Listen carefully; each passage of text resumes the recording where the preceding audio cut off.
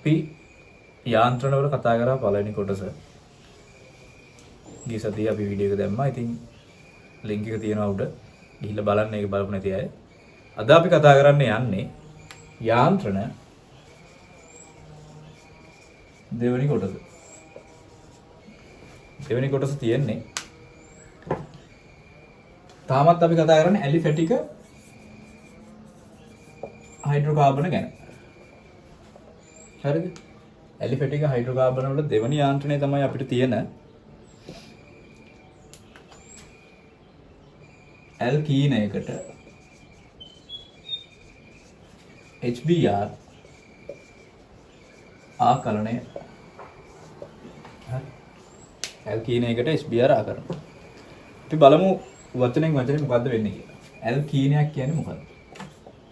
ඇල්කීනයක් කියන්නේ ඊන් ප්‍රත්‍යයෙන් තමයි ඉල්ලුවේ. ඒ කියන්නේ මෙයා ද්විත්ව බන්ධනයක් සහිත හයිඩ්‍රෝකාබන් කෙනෙක්. හරි.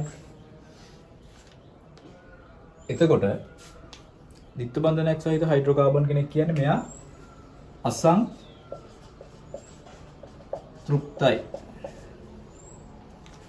සංතෘප්ත වෙලා නැහැ. මෙයාගේ තව හයිඩ්‍රජන් දාන්න පුළුවන්. හරි. අසන්තෘප්ත හයිඩ්‍රෝකාබන් කෙනෙක් අපි මේකට ගන්නවා CH3CH2. හරි. මෙතන ද්විත්ව බන්ධනේ තියෙනවා. ඒ කියන්නේ යා අසන්තෘප්තයි. එතකොට මෙන්න මේ අසන්තෘප්ත හයිඩ්‍රෝකාබන් මෙයා මෙතනින් දෙපැත්තට බෙදුවම මෙයා සමපාත වෙන්නේ නැහැ. හරිද? එතකොට සමපාත වෙන්නේ නැති අවස්ථාවක් තමයි අපි සලකන්නේ. මොකක්ද? එතකොට අපිට පැහැදිලි කරගන්න පුළුවන් මාකෝනිකෝ නීතිය. මාකෝනිකෝ නීතිය. හරි. මාකෝනිකෝ නීතිය කියන්නේ මෙන්න මේ වගේ අසමපාත අසන්තෘප්ත හයිඩ්‍රෝකාබනයක් තියෙනවා නම්, ද්විත්ව බන්ධනයක් සහිතව තියෙනවා නම්, ඒකට බැඳෙනවා නම් මෙන්න මේ වගේ HCl HBr ඔය වගේ අම්ලයක් මෙයාගේ හයිඩ්‍රජන් බැඳෙන්නේ හයිඩ්‍රජන් වැඩි තැනට. ඒක තමයි මාකෝනිකෝ නීතිය කියන්නේ.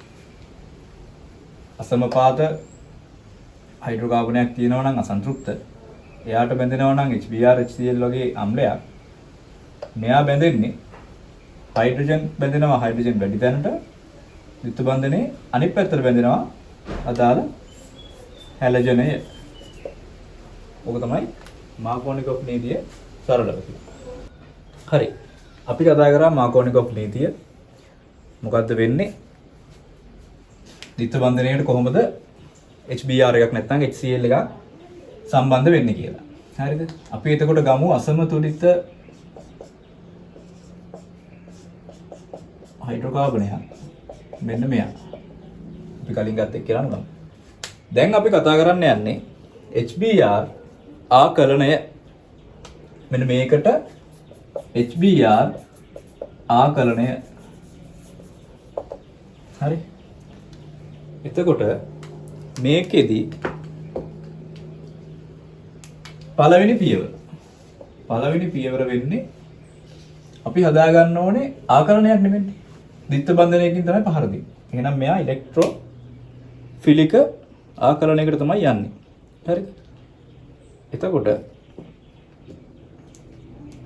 පළවෙනි පියවර විදියට මෙතන ඉන්නවා HBr.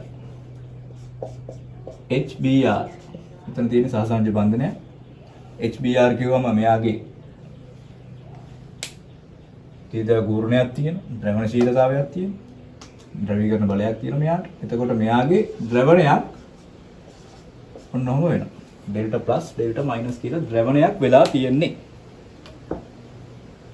හරිද? මේ ද්‍රවණයත් එක්ක මෙයා එනවා CH2. මෙයාගේ මෙන්න මේ ඉලෙක්ට්‍රෝන වලින් බන්ධන ඉලෙක්ට්‍රෝන වලින් මේ හයිඩ්‍රජන්ව ලබා ගන්නවා. මේක වෙනකොටම මේ බන්ධනය කැඩෙනවා බ්‍රෝමීන් මතට. එතකොට මේක තමයි මුලින් සිද්ධ වෙන්නේ. මෙයා පියවර 2 බ්‍රෝමීන් මතට කැඩෙනවා. කැඩිලා හදනවා කවුද? CH3CH CH2 CH3CH මෙතන බන්ධන දෙකකින් එකක් කැඩුනා. මෙතෙන්ට හයිඩ්‍රජන් සම්බන්ධ වුණා. හේතුව තමයි මාකෝනිකොව් නීතිය. මොකද හයිඩ්‍රජන් වැඩි කෙනාට තමයි හයිඩ්‍රජන් සම්බන්ධ වෙන්නේ. හරිද?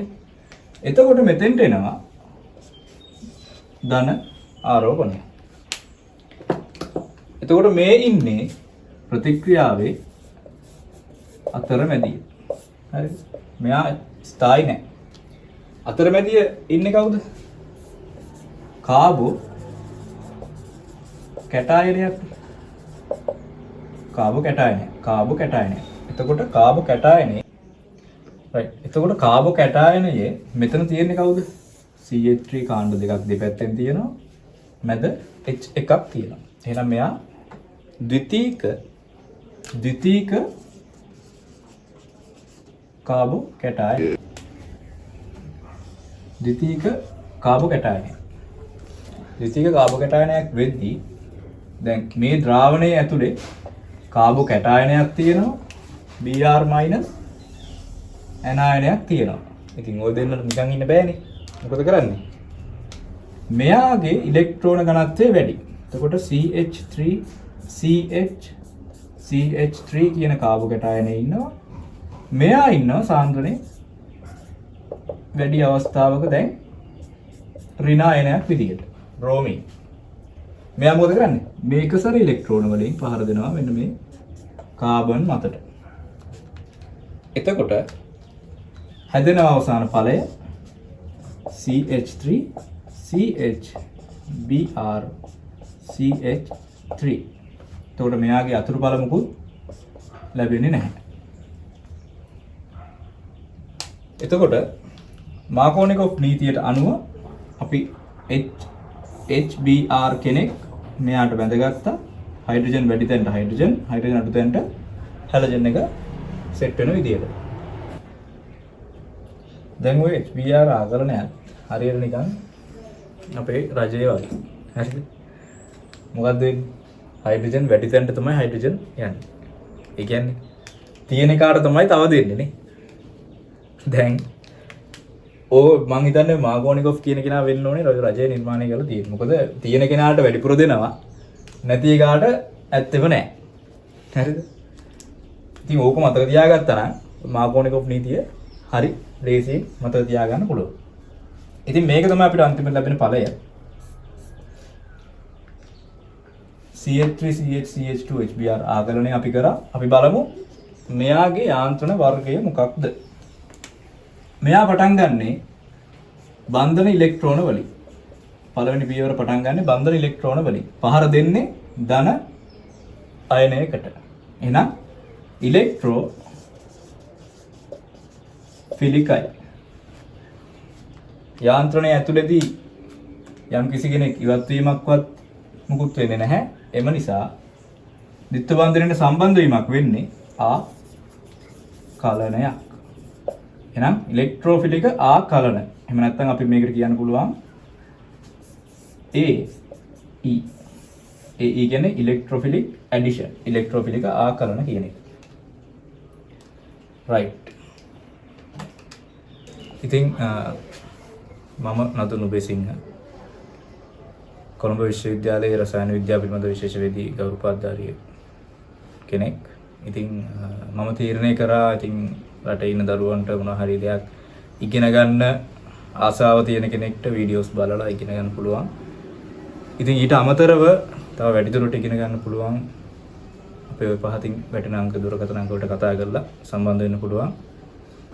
ඔන්ලයින් ක්ලාසස් තියෙනවා. ඒ වගේම දකුණු පළාතේ ඉන්න ළමයින්ට පුළුවන් ෆිසිකලි ගෙදරට එක්කෝ එහෙම නැත්නම් තංගල්ලේ මාතර ක්ලාසස් තියෙනවා දැනට. ඒවට සම්බන්ධ වෙන්න පුළුවන්. වැඩි විස්තර දැනගන්න දුරකථන අංක වලට කතා කරන්න. මම හිතනවා මේ වීඩියෝ එක බලලා ඔයාලා යම් කිසි දෙයක් හරි ඉගෙන ගන්න ඇති කියලා, දන්න නැති දෙයක්. ඉතින් තව වැඩිපුර ඉගෙන ගන්න පුළුවන් අපේ වීඩියෝස් තියෙනවා. කලින් දාලා තියෙන වීඩියෝ එකක් පළවෙනි කොටස ඒකත් බලන්න. තව ඉස්සරහට වීඩියෝ සීරීස් එකක් විදිහට මේක එන්නේ. ඉතින් බොහොම ස්තුතියි හැමෝටම ජය වේවා.